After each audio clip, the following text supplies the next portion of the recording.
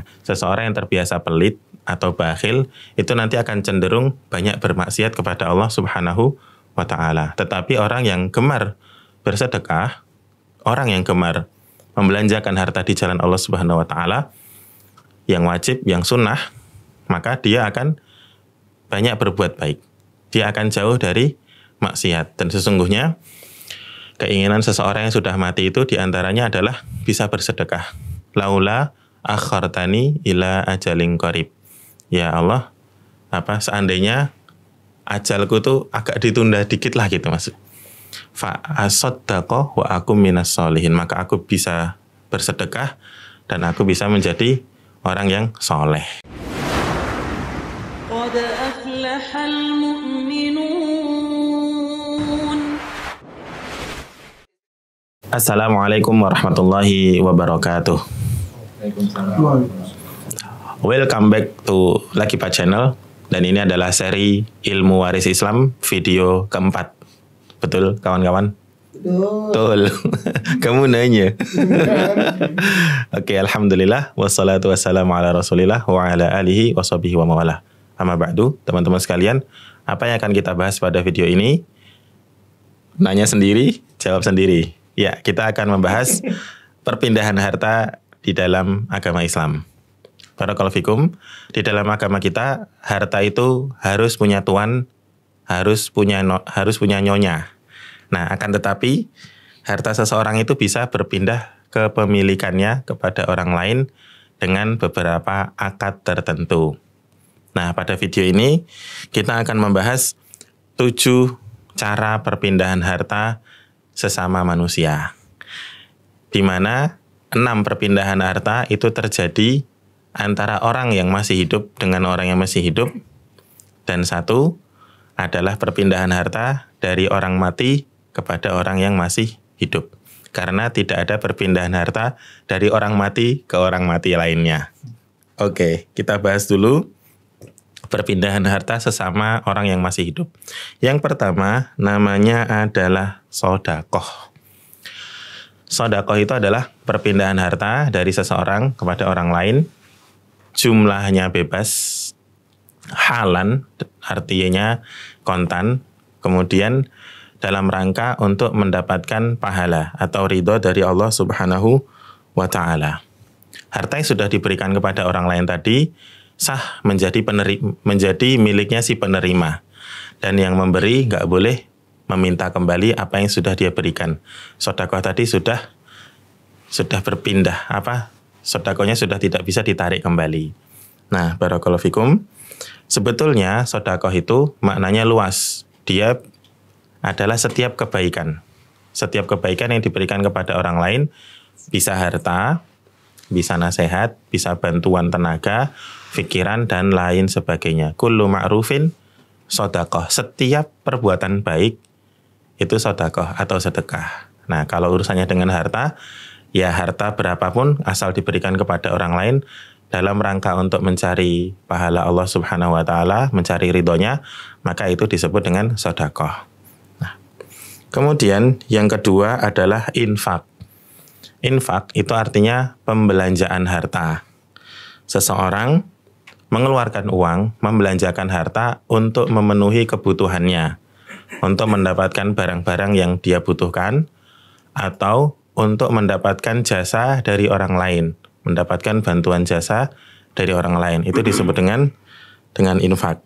Nah, kebutuhan manusia itu banyak. Ada yang pokok, primer ya, ada yang sekunder, ada yang tersier. Nah, apapun itu, kalau seseorang mengeluarkan uang untuk mendapatkan kebutuhan tadi, selama berada di dalam koridor ketaatan kepada Allah Subhanahu wa ta'ala, itu disebut dengan infak fisabilillah.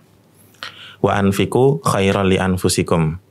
Dan infakkanlah yang terbaik untuk diri kalian sendiri.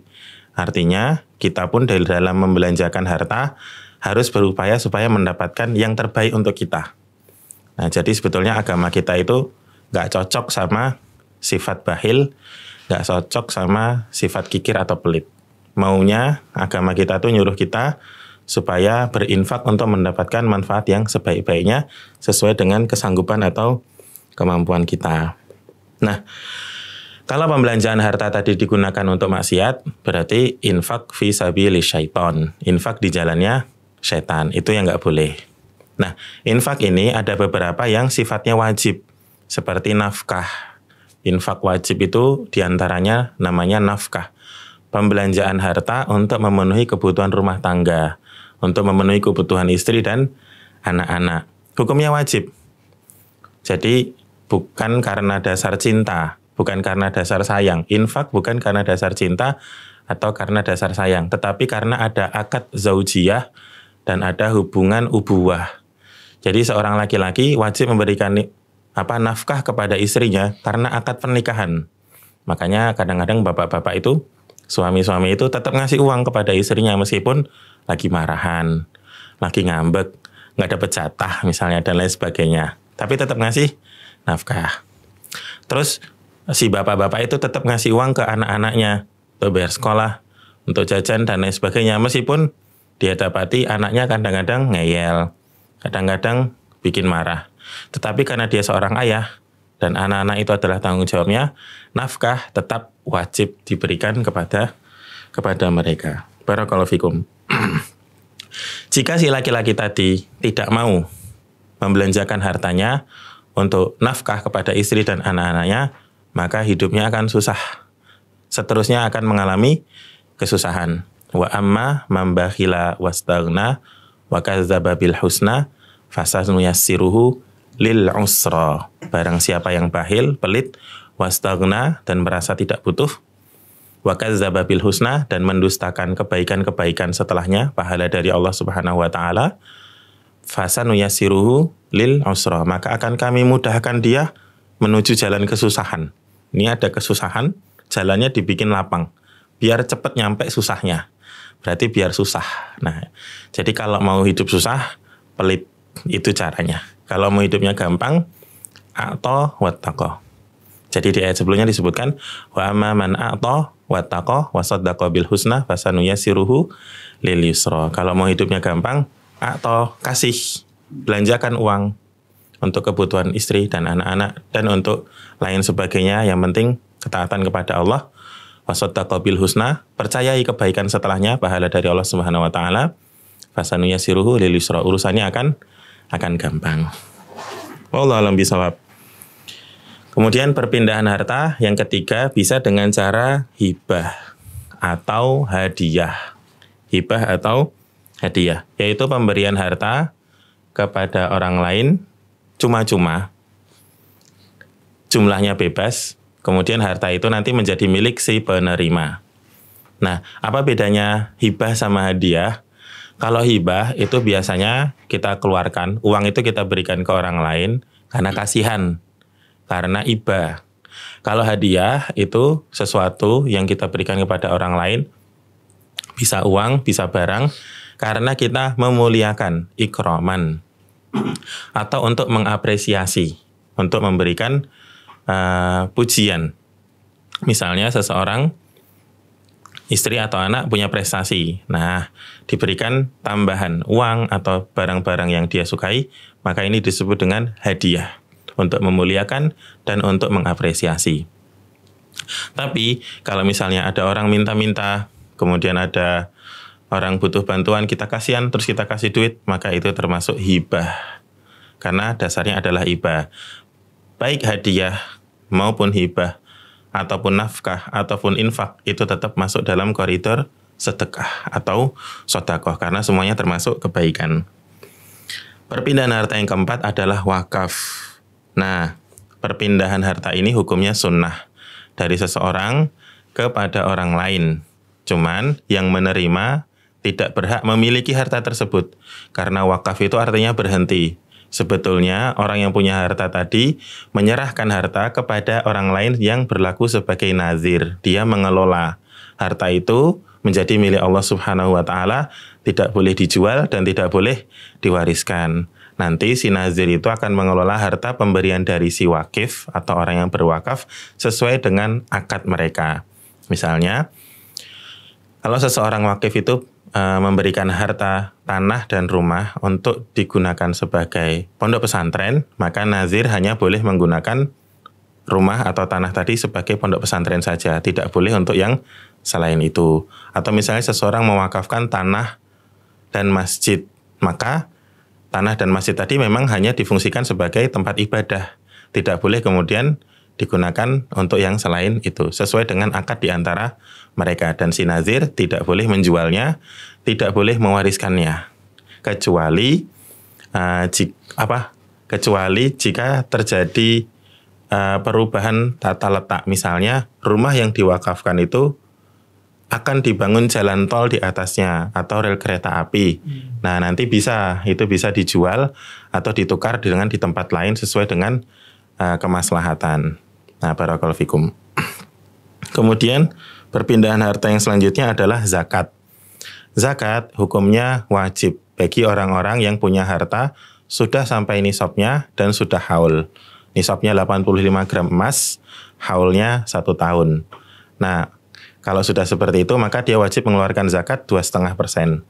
Pada properti-properti yang lain seperti peternakan dan pertanian, itu zakatnya ada ketentuan-ketentuan yang berbeda tergantung jenis-jenisnya tadi.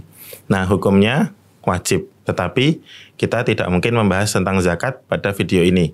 Nanti aja kapan-kapan, insya Allah. Nah, kemudian perpindahan harta yang nomor 6, ini agak lain. Kenapa agak lain? Karena perpindahan harta dari orang yang masih hidup, cuman sekarat, mau mati, kepada orang yang masih hidup. Misalnya, ini saya sekarat, sakit keras, saya punya harta. Terus saya bilang, nanti rumah yang itu silahkan dipakai oleh yayasan ini ya. Tapi nanti dipakainya kalau saya sudah meninggal. Nah, perpindahan harta ini disebut dengan wasiat. Perpindahan harta dari seseorang yang masih hidup, cuman udah nggak sehat, udah mau mati, kepada orang lain yang bukan ahli warisnya.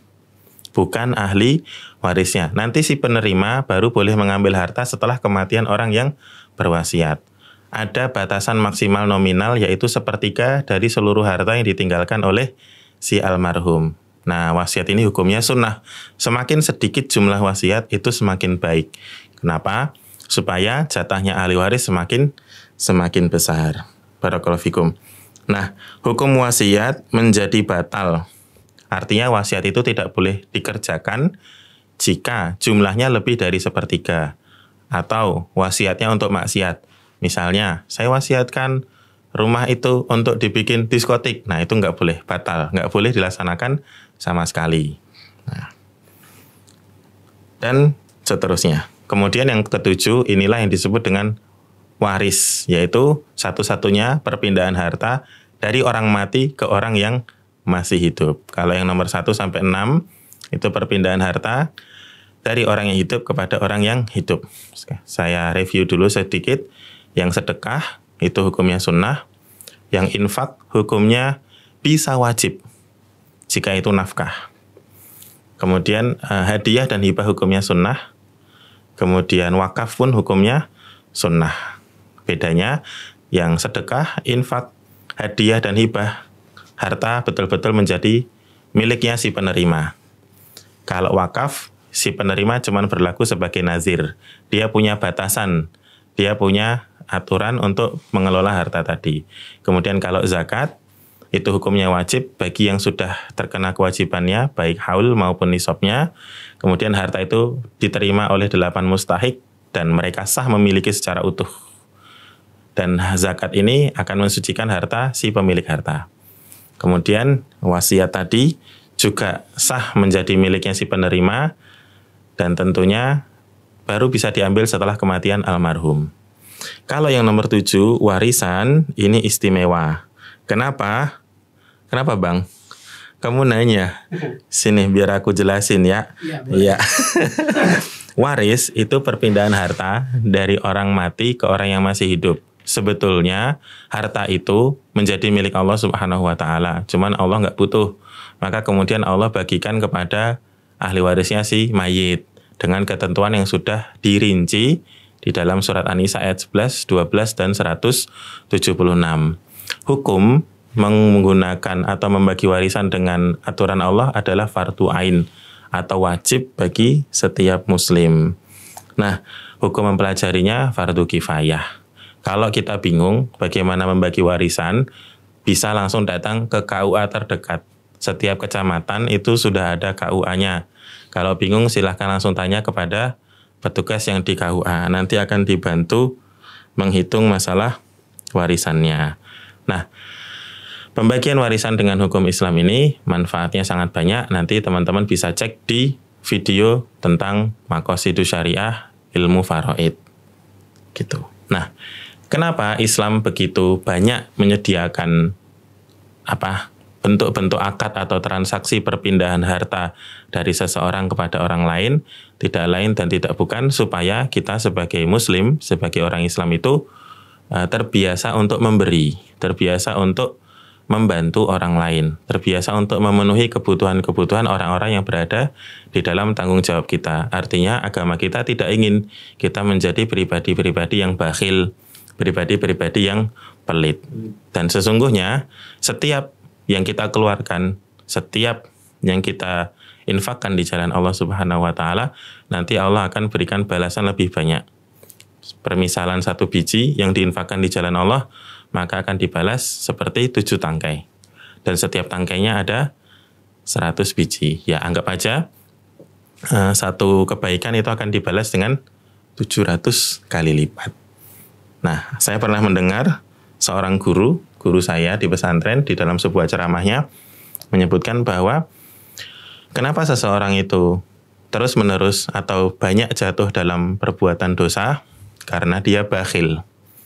Nah, seseorang yang terbiasa pelit atau bakhil itu nanti akan cenderung banyak bermaksiat kepada Allah Subhanahu wa taala. Tetapi orang yang gemar bersedekah, orang yang gemar membelanjakan harta di jalan Allah Subhanahu wa taala, yang wajib, yang sunnah, maka dia akan banyak berbuat baik. Dia akan jauh dari maksiat. Dan sesungguhnya keinginan seseorang yang sudah mati itu diantaranya adalah bisa bersedekah. Laula akhartani ila ajalin qarib.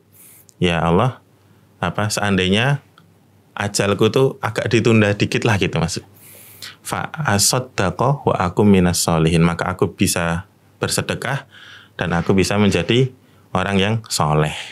Ya, kalau mau jadi baik, ya memberi. Itu adalah kuncinya. Barakallahu fikum. Itu tadi teman-teman yang dirahmati Allah Subhanahu wa taala, penjelasan tentang metode perpindahan harta di dalam agama kita. Semoga kita semua menjadi orang-orang yang dermawan. Untuk Anda yang namanya dermawan, selamat. Tapi Anda yang namanya bukan dermawan, semoga diberikan sifat kedermawanan. Wa may yuqa syuhha nafsihi faulaika humul muflihun. Dan barang siapa dihilangkan kekikiran, kebahilan dari dalam dirinya, maka mereka itulah orang-orang yang beruntung. Memberilah biar mati, nggak kosong-kosong amat. Sampai jumpa di video selanjutnya. Bitaufiqi wan najah. Wassalamualaikum warahmatullahi wabarakatuh. Lucky Pad Channel. Apa nama channelnya? Lucky Pet Channel Ustaz. Masya Allah, ajib. Lucky Pet.